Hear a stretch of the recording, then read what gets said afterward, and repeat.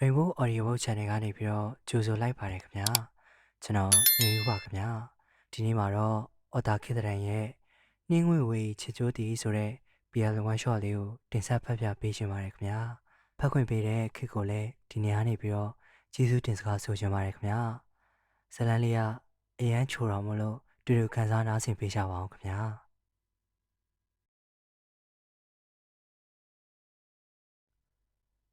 နွေရာသီဆိုရင်အဝင်းမကတ်ချင်လောက်ပူပြင်းသည့်မန္တလေးကဆောင်းရာသီဆိုရင်တော့ဖြင့်စောင်းတထည်နဲ့မလောက်အောင်မင်းခက်ခိုက်တုံအောင်ချမ်းရည်လျက်ရှိသည်ပတ်ဝန်းကျင်တစ်ခုလုံးတိတ်ဆိတ်လျက်လူပေါင်းအိမ်မောကြခြင်းနက်ခင်း၄နာရီဝဲနှုတ်ဆက်လေးတစ်ခုကတော့အချိန်မှန်မြည်လျက်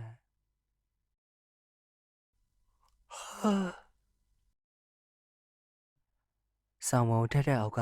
ခန္ဓာကိုယ်လေးတစ်ခုလွန်လွလာပြီးမျက်လုံးလေးမိတ်လျက်သာထထိုင်လိုက်သည်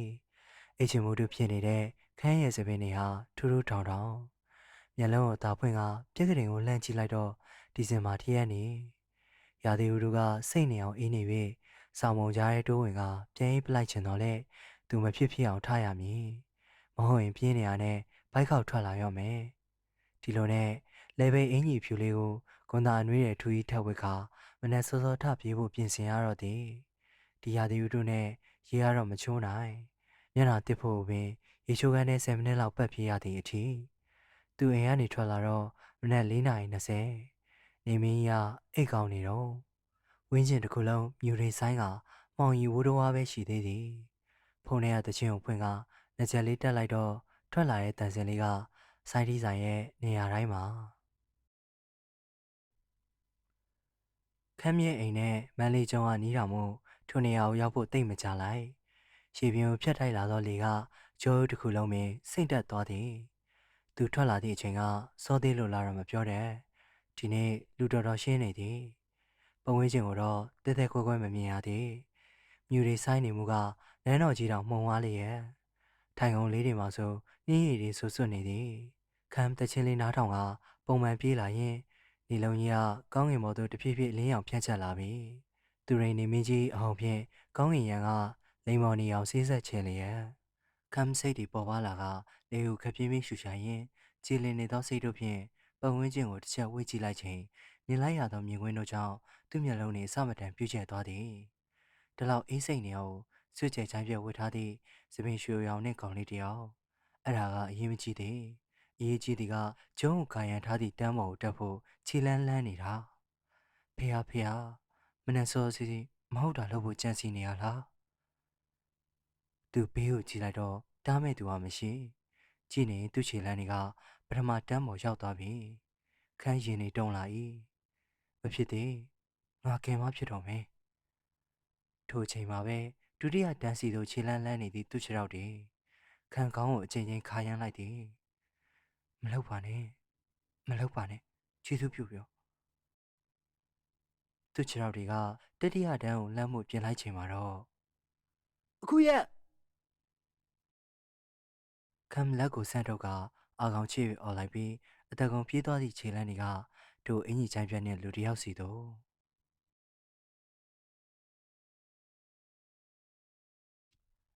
ရဲမှန်သွေးတယောက်ခလက်ကပြန်လာခြင်းကနနခင်း၄နာရီပုံမှန်ဆိုဟိုတယ်တစ်ခုမှာဝင်အိတ်လိုက်မှာဖြစ်ပေမဲ့အိမ်ပြန်မအိမ်တနေကုန်ပွန်တက်တဲ့ဘိုးတော်ကြောင့်ဒီနေ့တော့သူမနှိုးခင်ပြန်မဖြစ်မယ်တောက်ထားတဲ့အရက်ရှင်ကြောင့်ခေါင်းအောင်မူးနှောင်းနှောင်းနှစ်ထင်ကိုလက်တစ်ဖက်ဖြင့်ဖိကကားမောင်းလာရင်မန်းလေးကျုံရှိရာအဖြစ်မြူတွေဆိုင်ကအုံမိုင်းမိုင်းဖြစ်နေသည့်မြင်ကွင်းကသူ့စိတ်ကိုညှို့ငင်သွားသည်ဒီချိန်ဆိုခြံတကားဖွင့်ပေးမဲ့ဥပချိုင်လဲနိုးမှမဟုတ်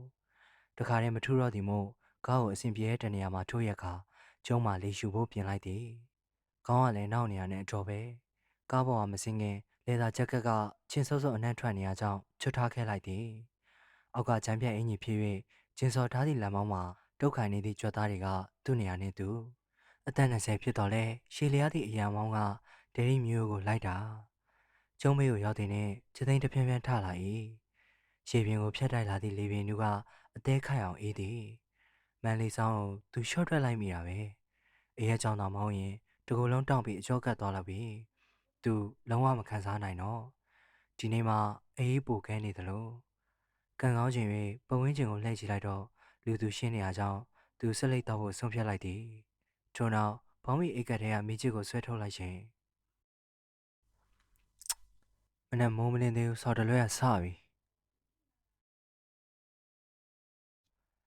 လက်ထဲကလွတ်ချပြီးကံမောင်စင်ကြီးရှောပေါ်တင်သွားသည့်မိချစ်ကြောင့်သူခက်ထိုးထိုးချိန်ဆမိ၏အရေးတဲ့ကလပ်မှရန်ဖြစ်လာလို့နှခမ်းတော်သွေးစွနေသည့်တန်ရာကဆက်ဖြင်းဖြင်းတပြင်းရှိုက်ကမိချစ်ပြန်ခောက်ဖို့လှုပ်တော့လက်ထိန်နှင့်ထိကမိချစ်ကရှော့ကျသွားပြန်သည်စင်ကြီးရှောကကြောက်ခဲဖူးတစ်တွေကြောင့်သာမိချစ်ကရေထဲမကျတာသူစိတ်မရှိတော့ကာထားသည့်တန်းကိုအားပြုကအောက်ဆုံးထစ်ကိုတက်၍မိချစ်ကိုမရရအောင်လှမ်းကောက်သည်တထင်းနဲ့မမီဒီလိုနဲ့နှက်ဆင်းကိုတက်သည်မမီသေးဟာစိတ်ကိုအတက်နိုင်ဆုံးဆွဲဆန့်ပြီးသုံးထစ်ကိုတက်ဖို့ပြင်လိုက်ခြင်းစုကနေနေအောင်အော်ပြီးလက်တကာကနဲ့မိမိနာသို့အမောတကောပြေးလာသည့်လူတစ်ယောက်အနားရောက်တာနဲ့အတင်းခါးကြီးကိုဆွဲဖက်ထားပြီးတော့ပါဇက်ကလည်းတွတ်တွတ်နဲ့ရေရွတ်နေသည်မှာမလုပ်ပါနဲ့မလုပ်ပါနဲ့ဟူ၍နေပါဦးငါကဘာလုပ်နေလို့လဲသွေးကြောင်တောင်လေးဖြစ်နေပြီးတော့သူ့လက်ကိုဆက်ဖြုတ်လေတော့မလွတ်ပေးတဲ့အပြင်ခေါင်းတစ်ခါကနဲ့ပုံမတင်းကျပ်အောင်ဖက်လျက်တောင်းပန်သလိုမော့ကြည့်လာတဲ့မျက်ဝန်းညိုတွေသွေးခဏတာဆွန့်အားသွားသည်မျက်လုံးဝိုင်းလေးတွေကိုခြံရထားသည့်မျက်တောင်ရှည်လေးတွေကကုတ်ညွတ်ခါငှက်ကလေးတောင်ပန်ဖြန့်၍ပြန်တန်းနေသလိုထို့အပြင်ကြည်လဲနေသောဖန်ကော်လီလုံးလေးလိုမျက်ဝန်းအိမ်လေးထဲမှာတော့မှဲ့နဲ့သေးသေးလေးတစ်လုံး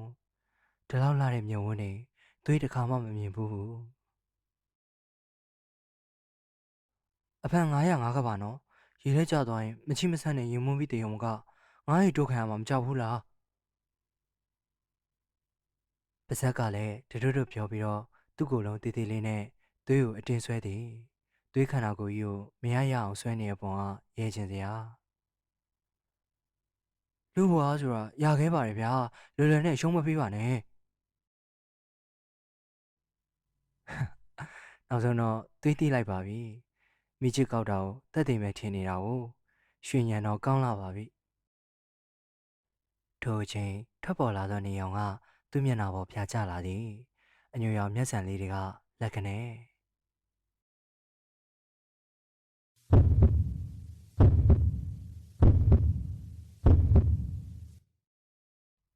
အချိန်ဖြည်းဖြည်းဆောင်းခုန်သွားသောနှလုံးခုန်တန်ကယထာတစင်းခုန်ပေါင်းလိုက်သလို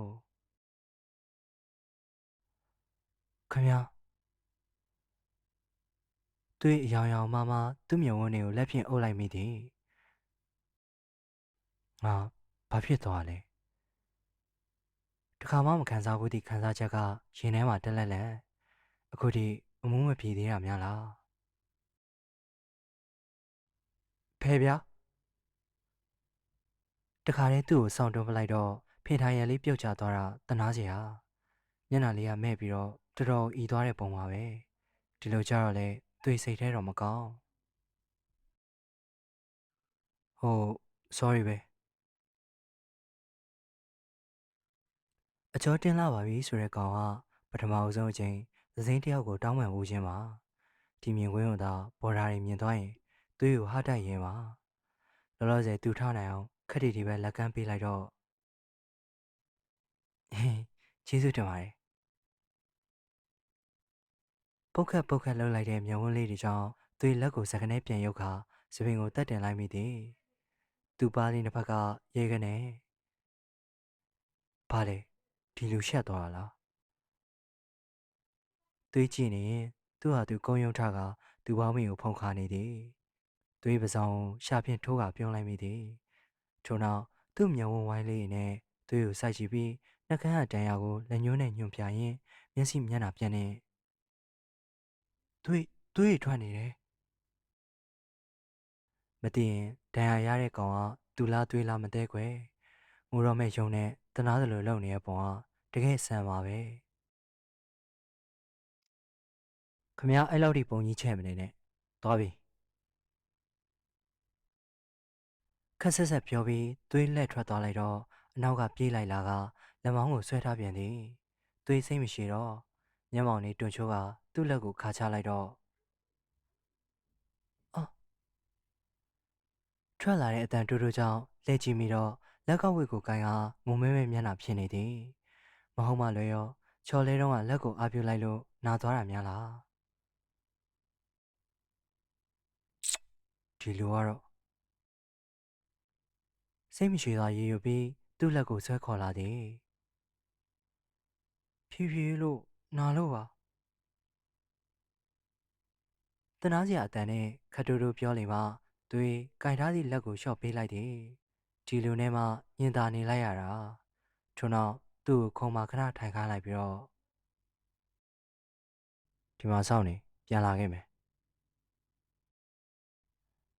စေးသွားဝယ်ဖို့လို့တော့သူ့အင်ကြီးစာလေးကိုဆွဲထားကခေါင်းတစ်ခါနဲ့ကိုကဒီလောက်ထိစိတ်ရှိတဲ့ကောင်မဟုတ်ခဏလောက်စကားပြောလို့ရမလား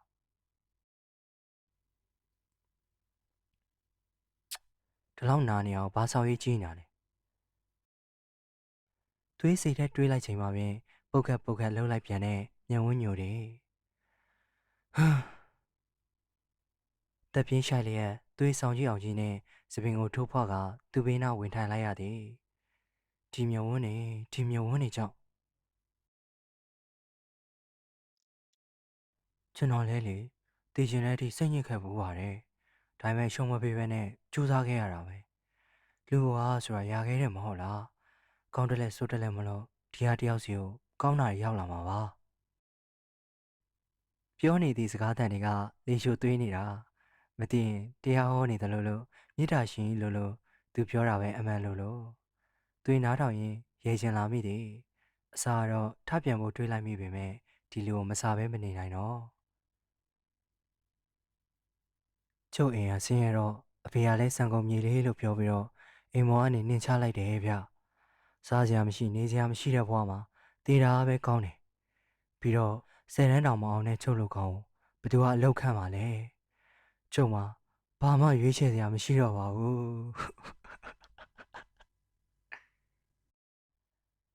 မျက်နှာကိုလက်ဖြင့်အုပ်ခါကြည့်ရတော့ရွှေရံတော်ရှင်ကြီးက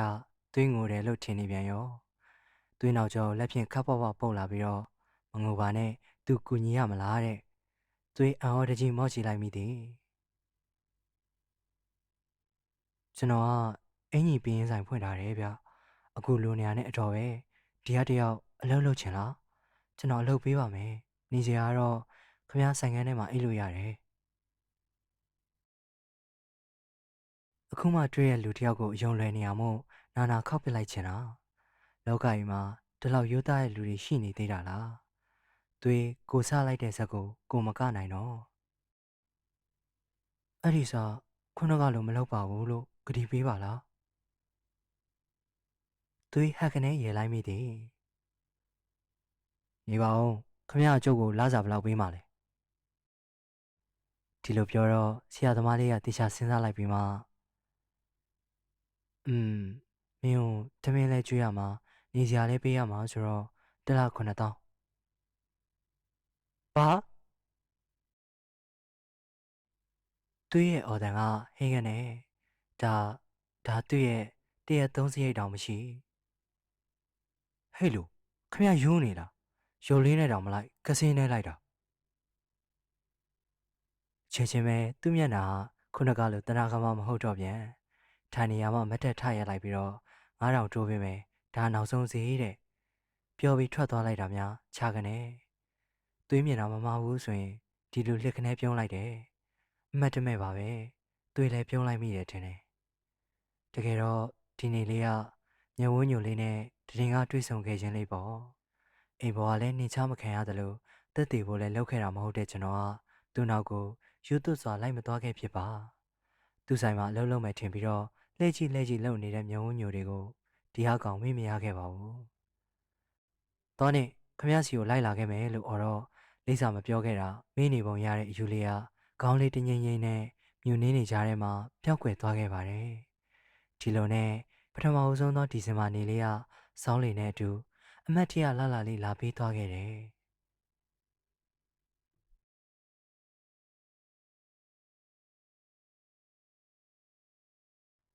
အဲ့ဒီနောက်ဘယ်သွားစိတ်နဲ့ကိုယ်နဲ့မကတ်တော့သည့်ကျွန်တော်ကိုတငယ်ချင်းတွေတောင်တတိထားမိကုန်ပြီလှရဲ့လွန်ပါတယ်ဆိုတဲ့ကောင်မလေးတွေကလည်းဒီနှလုံးသားကိုမထိုးတော့တရခံကအဲ့ဒီမျက်ဝန်းလေးတွေပေါ့မဲ့နဲ့တေးသေးလေးတစ်လုံးမြုပ်နေတဲ့မျက်ဝန်းအိမ်လေး ဒါရင်မကတစ်ဖက်သားပေါ်တနာတတ်တဲ့သူ့စိတ်ဓာတ်လေးရဲ့အတွေ့ထဲမှာနှောက်ယှက်လိုက်အိမ်မက်ထဲထိနှောက်ယှက်လိုက်နဲ့အလုံးများနေပါတယ်မိနစ်ပိုင်းလောက်တွေ့ဆုံမှုမတိလိုက်ခင်မှာပဲဒီလောက်ထိဆွဲလန်းသွားတာဖြစ်နိုင်ပါရဲ့လားချိန်မိပြီးမတွေးမိအောင်ကြိုးစားခဲ့တာဒီနေ့နဲ့ဆို9 ရက်မြောက်သို့တော့လက်ကတန်ရတက်တာရဲ့လားဆောင်းရင်းဆိုတော့ AB ကိုက်နေမလားဆိုတဲ့အကြောင်းပြချက်တွေနဲ့လိုက်ရှာခြင်းခဲ့မိတာအခါကမတွေးမိအောင်ကြိုးစားရင်းချရေးလိုက်မိတဲ့ကြပြလေးရဲ့ခေါင်းစဉ်ကမျက်ဝန်းညိုလေးစီတို့တန်ချင်နဲ့ဘာလို့ရှိလဲကြည့်ပါခင်ဗျဆိုင်ထဲဝင်လာသူကိုမကြည့်ပဲဘောင်ချပြင်းစွော်နေတဲ့ကောင်လေးကသွေးကိုမြင်တော့မျက်လုံးလေးတွေဝိုင်းဆက်သွားသည်ပတ်စံရှင်းပြီးထွက်သွားတဲ့ကောင်မလေးမျက်နှာကသွေးကိုကြည့်ကပြုံးစီစီသူကတော့အနားကိုလေးလင်းလိုခက်သွက်သွက်လေးပြေးလာပြီးတော့ဆိုင်ကိုဘယ်လိုရှာတွေ့တာလဲတဲ့မျောနေတာလို့မပြောဘဲနဲ့အေးမကြီးတဲ့စကားကိုအရင်မေးတာဘယ်လောက်စိတ်တူစရာကောင်းလိုက်တယ်လဲကျို့အတွက်လူတစ်ယောက်ကိုရှာဖို့မခက်ပါဘူးလို့ပြောတော့သူနှကန်းလေးကအံ့ဩမှုကြောင့်အနှဲငယ်ပွင့်ဟလို့ရှင်အောင်လဲဝင်သွားအောင်မယ်ပြပြတလဲသူ့ပါဇက်ကိုလက်နဲ့အုပ်လိုက်တဲ့ပုံကအသေးရစရာနောက်တော့ချက်ချင်းပဲမျက်နှာညှိုးငယ်သွားပြီးတော့အော်ကျွန်တော်တောင်းပန်ပါတယ်ဒီရတယောက်ကိုအလုံးမခန့်နိုင်တော့ဘူးထင်တယ်ဘာဗျခမရမျက်မှောင်ချိုပြီးអော်လိုက်တော့စက်ကနေတုံသွားသည်ကိုလေသွေးကိုမောမကြည့်ပဲခေါင်းလေးကိုငုံထားသည်ပြီးတော့ခတ်တိုးတိုးလေးပြောလိုက်တာငွေအလိန်ခံရလို့တဲ့အမလေးအန်ဩပါတော့ဆိုင်ကန်းကတော့ဆောက်ကျွေးမပေးနိုင်မဲနဲ့အကြည်ဆိုင်နေရလားညနေသားခတ်ထန်ပြီးတော့ဆိုင်ထဲသို့ဝင်လာသည့်အတော်ကြီးတယောက်သူရအရက်ပူရှိရမို့ဟိုတယောက်ကရှေ့ကနီးနီးကပ်ကပ်ပိတ်ရထားတော့တမျိုးထင်သွားပုံရသည်နောက်နေ့မှပြန်လာခဲ့ပါလားကျွန်တော်ရှင်းစရာကိစ္စလေးရှိနေသေးလို့နော်ဝိုင်းဆန်နေတဲ့မျက်လုံးလေးတွေကလှုပ်လှုပ်ရှားရှားဖြစ်နေသည်အားနာတယ်လို့ရှဲ့ယွံတယ်လို့ကြည့်နေတဲ့မျက်ဝန်းတွေကိုသွေးဘာသာပြန်နိုင်ပါတယ်အချောင်မလုံမိဘအမွေဖြတ်ထားတော့ဘလူးနိုင်သေးတယ်ငါတနာပြီးအခန်းငားလိုက်တာအခုတော့ပတ်စံမပေးနိုင်တဲ့အပြင်အကောင်တွေပါခေါ်လာတာပေါ့တိတ်ဆန်းသွေးအော်တန်ကြောင့်ဟိုမိမအတန်တီကနေရက်သွားသည်လက်သေးကိုချစ်ချစ်ပါအောင်ဆိုလိုက်တော့သွေးလက်ကိုဆွဲကခေါင်းတကာကနဲ့တားနေတဲ့မျက်ဝန်းညိုလေးဘလောက်လဲခမ ्या ကိုပေးရမှာဘလောက်လဲဟင်းကျွန်တော်ဘာသာဖြေရှင်းနိုင်ပါတယ်ကျေးဇူးပြုပြီးတော့သွေးကိုဘေးနားကနေတရွတ်တားနေပေမဲ့သွေးကယူမဆိုင်မီဟိုမိမအောင်မင်းငေါ့ပြလိုက်တော့မပေးနိုင်ပါဘူးဆိုတဲ့မျက်နှာထားနဲ့မဲရွက်ကပြောလိုက်သည်ကဆယ်သိန်းဟာနှဆာပေးမယ်ခမ ्या သူ့ကိုပြန်အောင်မယ်ထိုအခါမျက်ဝန်းညိုလေးကသွေးကိုအံ့ဩတဲ့မျက်ဝန်းနေနဲ့ကြည်လာသည်ဟုတ်တယ်လေသူထင်နေတာသွေးကိုငမွဲကောင်လို့ဘာမင်းရိုင်းလိုက်လားဒီလိုနဲ့စကားအခြေတင်များပြီးမြေုံတင်ကဖြစ်နေတဲ့မိန်းမကိုကားပေါ်ပတ်စံသွားယူကပေးဖို့လုပ်တဲ့အထိနောက်ကတကောက်ကောက်လိုက်ပြီးတော့သွေးလက်ကိုအတင်းဆွဲထားသည့်သူဘယ်ဟာကလဲဘယ်ကပတ်စံနေလဲလို့မေးချင်နေတာသွေးတည်သည်ဒါပေမဲ့အခုမဖြေရှင်းနိုင်သေးဘူးဟိုမိန်းမကိစ္စကိုအရင်ရှင်းဖို့မိန်းမရဲ့လက်ထဲကိုပတ်စံနေထိုးထည့်လိုက်တော့မြုံဝင်းညိုလေးကသွေးလက်ကိုဆွဲကအတင်းတားနေတော့ခရငြိမ်နေစမ်းသွေးអော်လိုက်တော့မှမျက်ရည်တွေအဝိုင်းသားနဲ့ငြိမ်ချသွားသည်ဒီလိုကတော့ဟိုမိန်းမကလည်းပတ်စံကိုမြင်တော့အင်တင်တင်လှုပ်ပြီးထွက်သွားတဲ့အထိသူကြောက်ရွံ့ကြီးလိုရက်နေတော့ဟဲ့လူအသက်ရှိသေးရဲ့လားသွေးမေးလိုက်တဲ့အချိန်မှာပဲ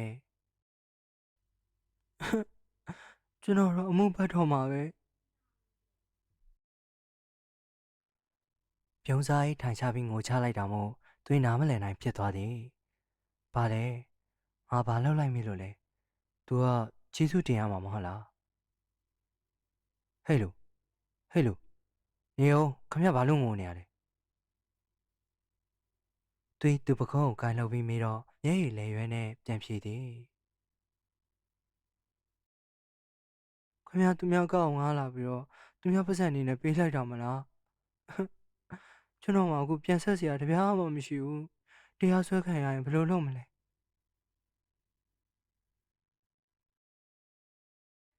ထိုအခါမှသွေးတဟားနဲ့အော်ရင်မိတော့သည်ကောင်းလိုက်တဲ့အုံတော်လေးတေချာကိုရွှေချထားတဲ့နော်မရေပါနဲ့ခင်ဗျားမကြောက်ပေမဲ့ကျွန်တော်ကြောက်တယ်ကျွန်တော်ကိုလိုက်ထုတ်ပေးမယ်မိဘမရှိဘူးတကယ်ကိုမဟုတ်တာတွေတွေးနေတဲ့သူကြောင့်သွေးတပင်းချလိုက်မိတယ်ငိုနေတာလဲနှာခေါင်းထိပ်တွေหนีရဲနေပြီဘာမှရှောက်တွေးမနေနဲ့အဲ့ဒါကျုပ်ပစံထိုအခါမှမျက်လုံးပြူးသားနဲ့မော့ကြည့်ပြီးတော့ခတ်တိုးတိုးပြောသည်ဘယ်လိုလုပ်ဖြစ်နိုင်မှာလဲတဲ့ဒီကောင်ကိုအထင်သေးလိုက်တာသွေးစိတ်ကိုမနှဲဆွဲဆန့်ထားရသည်တေချာနားတော်ခမရနဲ့တွေ့ရနေရကျုပ်လျှောက်ပြောလိုက်တာခမရညံရမ်းကောင်းနေလို့လေမိချစ်ပြုတ်ကြလို့ကောက်တာကိုအဲ့ကလေးကဒုလဲတွေးနေတာခမရထိုအခါမှသူ့မျက်ရည်တွေကိုပြပြတလဲတုပ်ပြီးတော့တကယ်ကြီးလားအေးတကယ်ကြီးပဲငိုနေတဲ့သူ့ရဲ့မျက်ရည်တွေကတီကနေတိတ်သွားသည်ပြီးတော့ရှိုက်တန်တဝက်နဲ့ဟီကနေရဲပြတာများခုနကသူမဟုတ်တလို့အဲ့ဒါဆိုရင်လေကျွန်တော်ပတ်စံကိုခွဲပြီးဆက်ပါမယ်ဟိုလေပြီးတော့ဒီဟာတယောက်ကတက်တည်ရထင်ပြီးတော့ကျွန်တော်အထင်လွဲသွားလို့တောင်းပန်ပါတယ်နောက်တစ်ခုကကျွန်တော်ကဂေးဆိုတော့ကျွန်တော်ကိုယွန်းသွားပြီမလားပြောနေရင်အတန်နေတုံကခေါင်းလေးကငိုက်ဆိုင်ကျသွားသည်ဟိုမိမပြောပုံအရတော့မိဘတွေကအမွေဖြတ်ထားတာတဲ့တနာစိတ်လေးကသွေးရင်ထဲကိုတိုးဝင်လာမိတယ်ဖြစ်တည်မှုဘလောက်တောင်လှောင်ပြောင်ခံထားရရှာမလဲပိုက်စားတယ်ခေါက်ဆွဲပြုတ်ကြီးမစီမဆိုင်ထပြောလိုက်တဲ့သူစကားကြောင့်အံဝရကြီးမော့ချီလာသည်အကျွေးရှင်ကိုဒီလောက်တော့ပြုစုသင့်တယ်မလားဒီလိုပြောတော့ခေါင်းလေးတစ်ဆက်ဆက်ငိမ့်ပြီးနောက်ဖေးကန်းထဲကိုပြေးဝင်သွားတာများချော်မလဲယုံတမဲသွေးကောင်းခါကနဲ့ပြုံးလိုက်မိသည်ဒီလူဘာလို့ဒီလောက်တောင်ချစ်ဖို့ကောင်းနေရလဲခဏကြာတော့အငွေတစ်ထောင်းထောင်းထနေတဲ့ခေါက်ဆွဲပြုတ်ပကံကသွေးရှိကိုရောက်လာပါသည်ကျေးဇူးတင်ပါတယ်ထွက်လာတဲ့အတန်ကတူတူလေးဘာအတွက်လဲကျွန်တော်နားလည်ပေးလို့ရောကူညီလို့ရောခေါက်ဆွဲစားရင်သွေးနှခမ်းတောင်လေးကမတိမတာကွေးတက်သွားရထင်တယ်မင်းနာမည်ဘယ်လိုခေါ်လဲခမ်းတလုံးနဲ့ခမ်းပါအော်အသက်ကရော26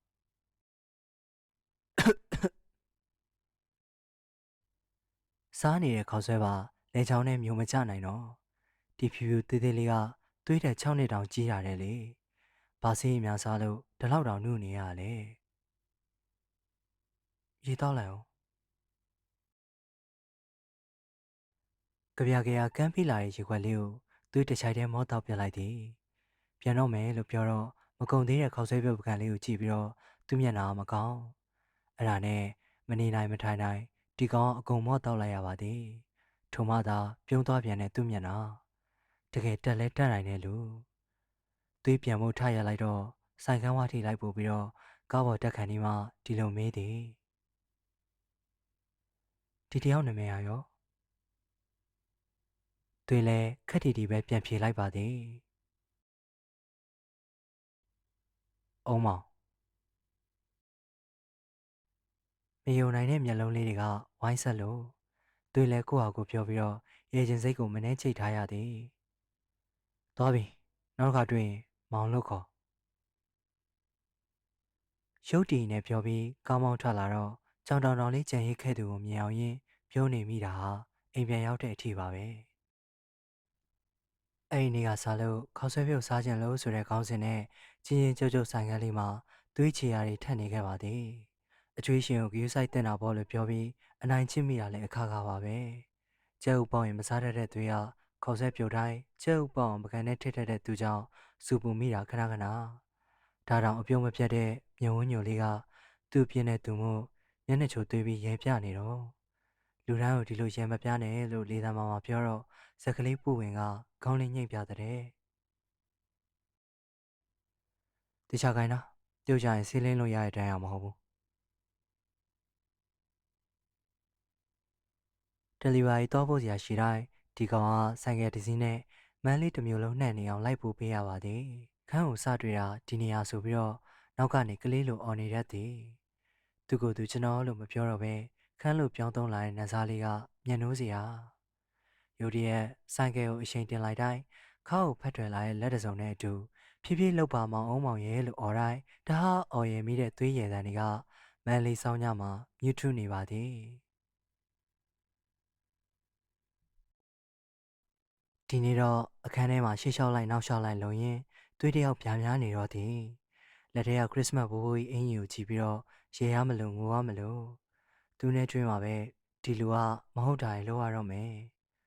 ခရစ်စမတ်နေ့မှာဒီအင်ကြီးဝတ်လာပြီးတော့သူဆိုင်ရှင်9မိနစ်လောက်တခြားလုံးဝေပေးပါတဲ့ကိုယ့်ဟာကိုယ်ဝေးလို့ပြောတော့သူကဈေးရောက်ရမယ်ဆိုပဲဘလို့ပဲဖြစ်ဖြစ်မလုပ်ပေးနိုင်အောင်ညင်တော့ညှိုးငယ်သွားတဲ့သူ့မျက်ဝန်းနဲ့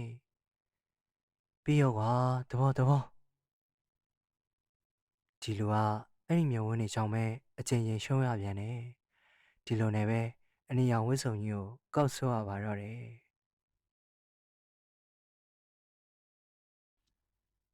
ကလေးမချစ်တတ်တဲ့ဒီကောင်နားမှာကလေးတွေဝိုင်းနေတာကအံ့ဩစရာ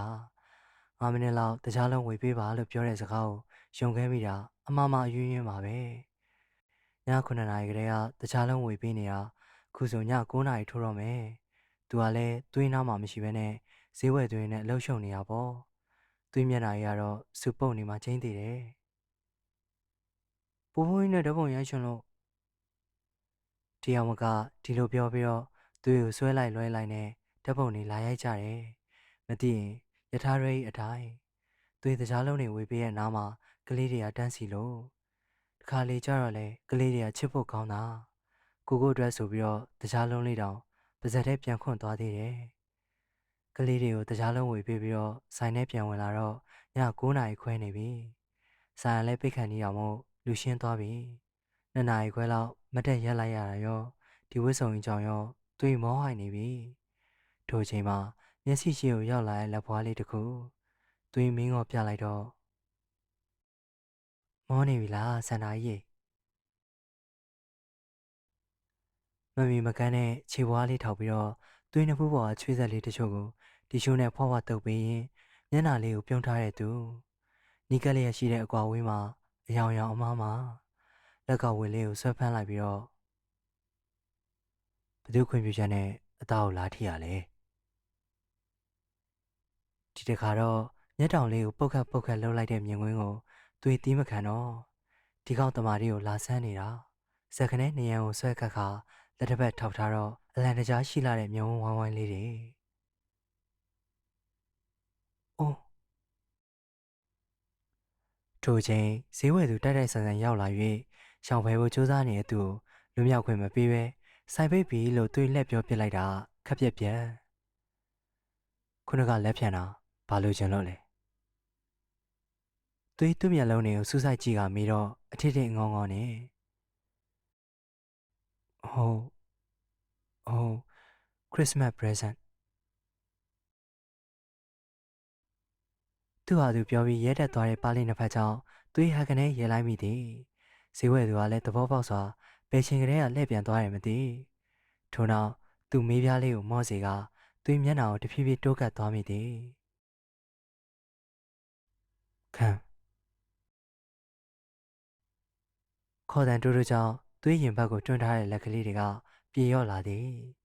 သွေးကိုယ်တိုင်လည်းရင်ကုန်တန်တွေဝုန်းတိုင်းချဲကပောက်ကွဲတော့မတတ်Can I be your center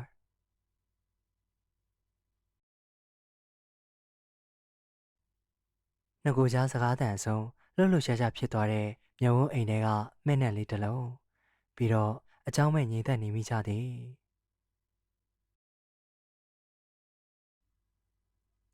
please နော်ခံ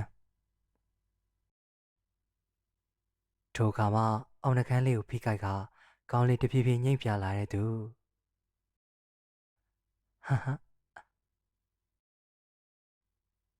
သွေးရည်တန်ကြောင့်စကနဲ့မျက်မှောင်ကျုပ်ပြီးမော့ချီလာသည်ဆိုလိုချင်တာကသူ့ကိုလှောင်တာလားပေါ့ဘယ်တော့ကတည်းကမောင်သွေးစကားမဆုံးခင်မှာပင်ပါးလေးနှစ်ဖက်ရဲတက်ပြီးတော့သွေးနှကန်းကိုသူ့လက်ဘွားနဲ့အတင်းကျပ်လိုက်ပိတ်သည်ဟာဟာဟာကောင်းပြီကောင်းပြီမောင်မမေးတော့သူ့လက်ကိုဖမ်းဆွဲချုပ်ခါပြောပြီးဖိကိုက်ထားတဲ့နှကန်းလွှာလေးကိုသိမ့်ပိုက်လိုက်ပြီးတော့မျက်လုံးလေးပြူကမောင်းဆိုတဲ့ခေါ်တံလေးကဒီစင်မှာအနမ်းနေကြမှာပျောက်ရှာလို့